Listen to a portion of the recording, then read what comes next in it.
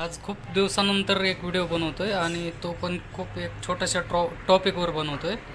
तर हे मायक्रोटेकचं इन्व्हर्टर आहे आणि हे प्युअर सायनिओमध्ये येतं आहे. 1025 SW-E2+ म्हणून मॉडेल आहे आणि याच्यात प्रॉब्लेम असा आहे, बॅकअप कमी देणार आहे. बॅकअप कमी देतं आहे. तर कशामुळे देतं आहे, ह्याला जे लीड लावलेले आहेत ना, हे पाहू शकता तुम्ही, हे आहेत ॲल्युमिनियम.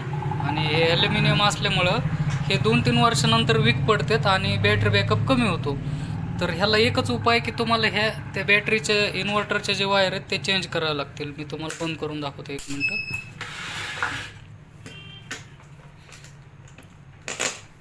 हे जे आपण इन्व्हर्टरला जोडलेले वायर आहेत ना, तर हे आहेत ॲल्युमिनियमच्या.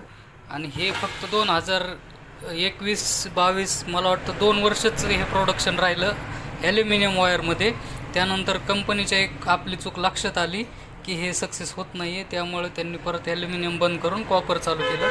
पण ज्यांचे इन्व्हर्टर आहेत ना, ज्याला ॲल्युमिनियम वायर आहेत, तर त्यांनी अगोदर वायर चेंज करून बघावे.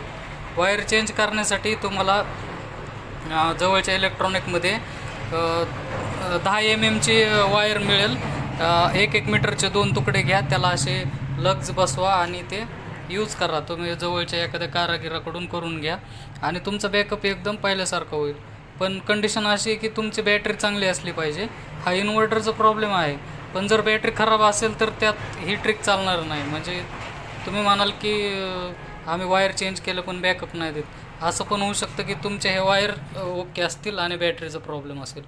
ज्यावेळेस तुमचं बॅटरी पण चांगली आहे आणि बॅकअप कमी देते, त्यावेळेस एक वेळ तुम्ही लवकर जर बॅटरी लो सांगत असेल तर तुम्ही एक वेळ हे वायर चेंज करून पहा फक्त. आणि नाही जर प्रॉब्लेम सॉल्व्ह झाला तर मग तुम्ही जवळच्या टेक्निशियनला दाखवा. धन्यवाद.